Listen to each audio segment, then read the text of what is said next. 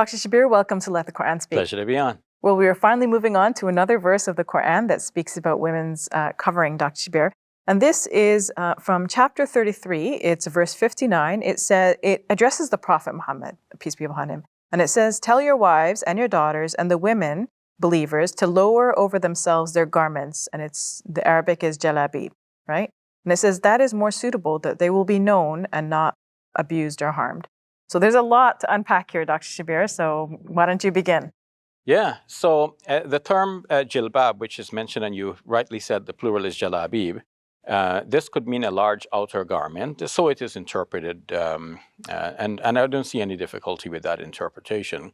So following on from a previous discussion, we said that in reference to Surah 24, the scholars say that the woman would have her house dress in which she can appear before her brothers and other males in her household, whereas that house dress would reveal much of her arm and so on, and her neck and all of that. But that's fine. But when she goes out of the house, she should wear an outer garment. So we can see that there's a gradation of rulings here, like so much which is a bare essential that must be covered, and then another level of covering for when she goes out and she might be seen by all and sundry. Something similar seems to be at work here in this present verse, Surah 33, verse number 59. So he's saying to the Prophet Muhammad, peace be upon him, "Qul li azwajika wa banatika wa nisa'il mu'minin yudnina alayhinna min jalabibihin." Tell your wives and your daughters and the women of the believers that they are to draw a part of their outer garments, these larger outer garments called jilbabs, over themselves, لِيُعْرَفْنَ فَلَا يُؤْذَيْنَ, so that they might be recognized and not molested. Mm-hmm. So what does it mean here, recognized and not molested? Following from our previous discussion, you know how we said that in Surah 24, verse number 31, the exemption is made also for the male slaves. And that is understandable because the male slaves do not dare to make any advances against their mistresses because they would be defenseless in case they were accused of any untoward action. And so too the men who were servants in the household, but they lacked desire for women, so there was no harm for the woman to appear in the presence of such men, because there would be no physical attraction. It would not lead to any danger and any harm to the moral fabric of the society. So here in Surah 33, verse number 59, the women are being told, apparently, that they are to draw a part of their garments over themselves in such a way that they would be known and not molested. So I would take that to mean, just as in Surah 24, verse number 31, the women were being told to draw their khimars over their bosoms, mm-hmm. It's the same thing that's being told here in a different way. Like if they wear their outer garment in such a way that they cover up, they're not showing like, a low-cut dress, then people would automatically recognize that, okay, these women are interested in guarding their chastity. So, this is not the woman to try to, chat into like, to chat with, leading to something untoward. The commentators, however, take a different line of interpretation with regards to this verse. They say that at the time, the slave women were being molested by hypocrites in the society, men who pretended to be Muslims, but which sincere Muslim believer is going to go molest the women? So they were hypocrites, not real Muslims at heart, only outwardly so, and they would molest the slave women. And when they were confronted about their unseemly behavior, they would say, "Oh, they're just slave women." And then not only that, but they would also make approaches towards the free women. And again, they use the same excuse, but a variation saying, "Oh, but we thought they were slave women." So it became necessary, according to the classical Muslim commentators on the Quran, for the free women to distinguish themselves from the slave women so as to free themselves from such molestation. And the way in which they would do that, according to the commentators, is for them to bring their head coverings over their faces, thus covering their faces. And so they would be known to be free women and they would not be molested.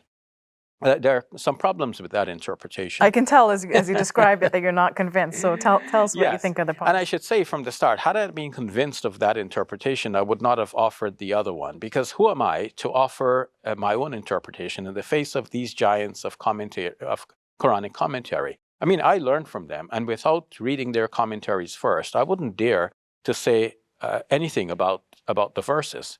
I have to learn from the giants first. I have to see what they have said and analyze what they have said. And only if I find their analysis to be, or my analysis of their commentary to be unconvincing to me, then I find myself searching for something of a better explanation. So their explanation doesn't make sense from a number of perspectives. One is that if you say that this was the problem, then how does the Quran solve the problem for the slave women? It would mean that the free women would now be free of such molestation, but it looks like the slave women would still be open to the same kind of attack from the hypocrites. Well, my answer to that is that the hypocrites are being warned in the subsequent verse, in the 60th verse, the one coming right after this one, that if they don't cease their inappropriate behavior, then they will be driven out of the city. In other words, they will be exiled. So that protects all of the women. But if that is the threat against these hypocrites, that threat is open against them whether they molest free or slave. And no woman should be molested whether it's free or slave. So they have no excuse. And they could be driven out of the city whether they attack slave or free. So the need for this kind of differentiation is not so very clear to me. And the second thing is that they take the verse in a very literal way. You can say somebody might be honest to a fault. So they're taking it literally, which is generally a good practice, but they're taking it literally to a fault.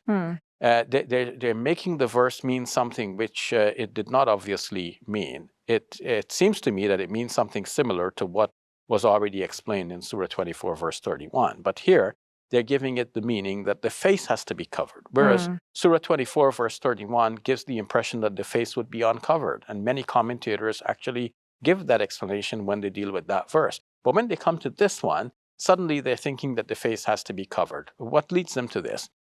Because the verse says, let them draw a part of their outer garments over themselves.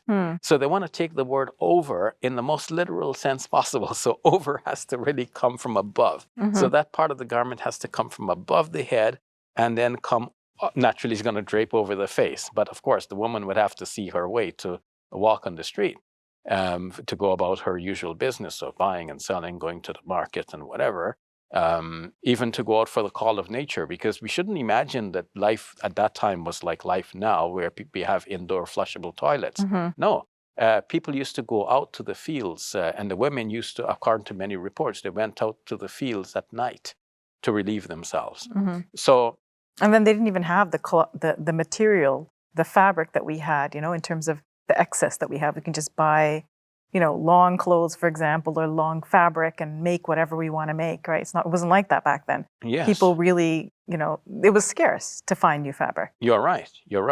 So the best explanation for this is that it doesn't have to come over the head. It just comes over the bosom to cover that part which women at the time were generally exposing, as Ibn Kathir had already explained.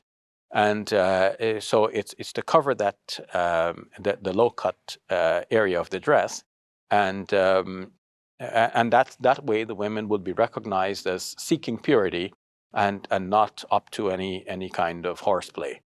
So in that case, all of the verses tie in together, and none of these verses actually demarcate or delineate the precise parameters of the woman's dress. There are some indications, yes, and the indications are more so in the commentary. But some of the commentary, as we have found, are wholesome. But some of the commentaries go to excess in taking things too literally and making the Quran mean something that in the end becomes impractical for people to follow. Thank you for that, Dr. Shabir. You're welcome. You know, we're talking about the headscarf all the time, and Muslim women often refer to it as hijab, but we haven't actually looked at a verse that mentions the word hijab. So that's Surah 33, verse 53, Dr. Shabir. So we'll turn to that next time. Sure, I look forward to that. Our videos reach people all over the world. We hope you will seize the opportunity to share in the reward from God. Please support us today.